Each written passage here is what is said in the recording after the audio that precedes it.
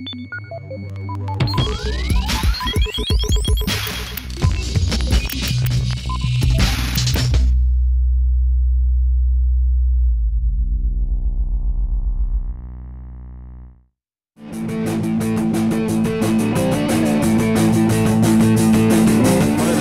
that keeps coming up at the shows, and a lot of the bands that play in it, they kind of view it as like this post-apocalyptic vision, and I've always been reluctant to go along with that because it's such an obvious thing where, like, if you come with the intent of having fun and making something and being creative, then I'd like to just facilitate that, make a stage, make the lights, make a big empty space for that to happen. As opposed to the world is collapsing and we are just in a playground celebrating the collapse of society.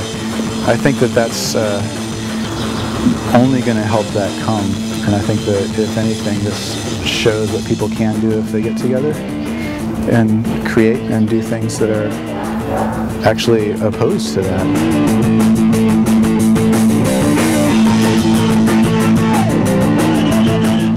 I'm John Benson, and this is my bus.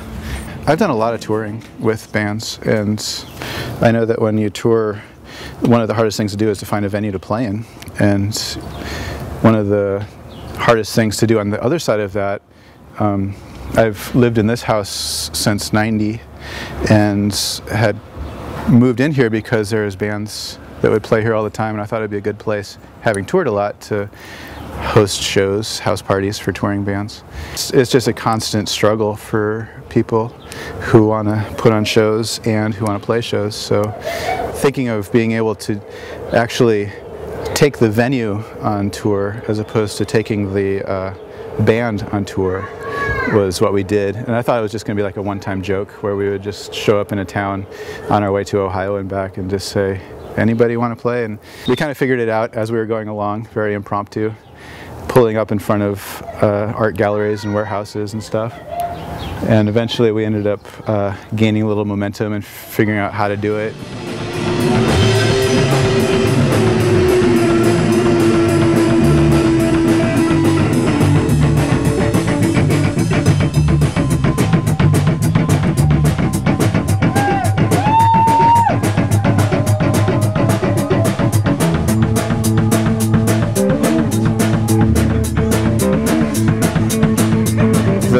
Came from the Oakland Police Department. Originally it was used as a AC transit bus for Oakland, and they retired it in '86. They were going to turn it into a mobile police unit, and they were taking it around.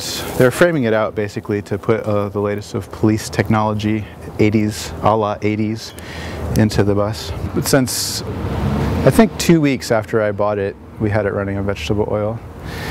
And it's just a constant experiment. The batteries and the PA and the solar panels and the vegetable oil and all of that kind of started to figure it out as we went along. As of today, we've had 124 shows. There's been bands from Japan, Finland, Germany, Mexico, all over the country have come and played on it. Welcome to Oakland. This right here is part of the veggie oil system. There's a big stainless steel tank that goes in there, what I call the dirty tank. Underneath the bus we can carry 100 gallons of dirty vegetable oil. Here, and then it goes to what is the equivalent of into that large diesel filter down to 5 microns. You also have to heat the vegetable oil.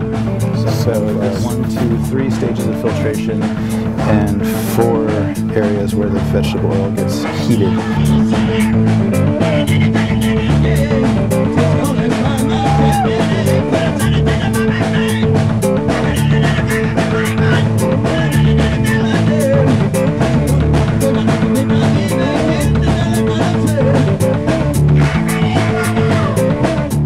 I wasn't doing it really necessarily for the environmental reasons that a lot of people are interested in now.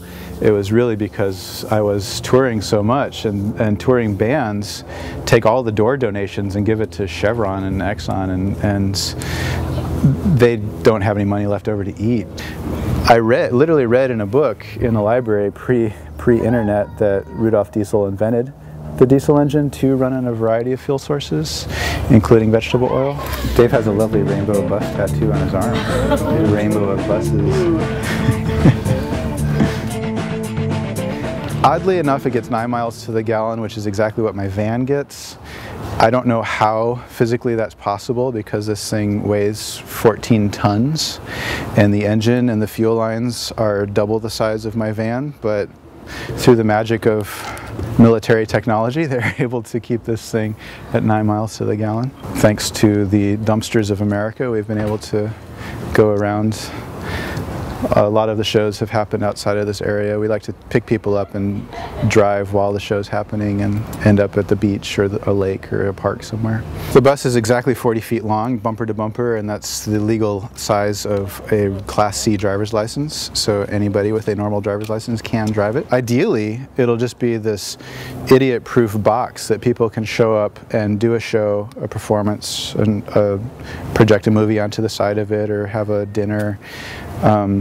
And it'll just be like an open performance space that can go from location to location or travel while the performance is going on. So ideally there will be a lot of people that would be able to drive it and maintain it, and all the shows have been free, donations for the bands or whatever, and it's kind of like a fake utopia, really.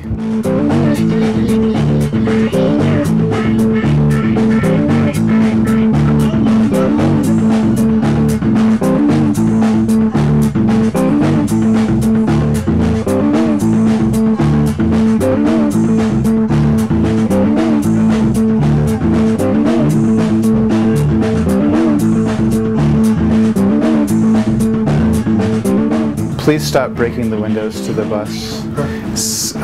Every window in the bus has been broken since we've had it, and right now both the front windshields are full of holes from people throwing rocks at it, and I think it's some sort of like primitive reptilian brain response when they see something so big and odd that they throw rock at big thing, and it happens often. So if anybody out there has awareness of a window or something that might fit in the front of the bus so we can replace them, I'm sure it'll continually happen, and I would like to be at peace with that.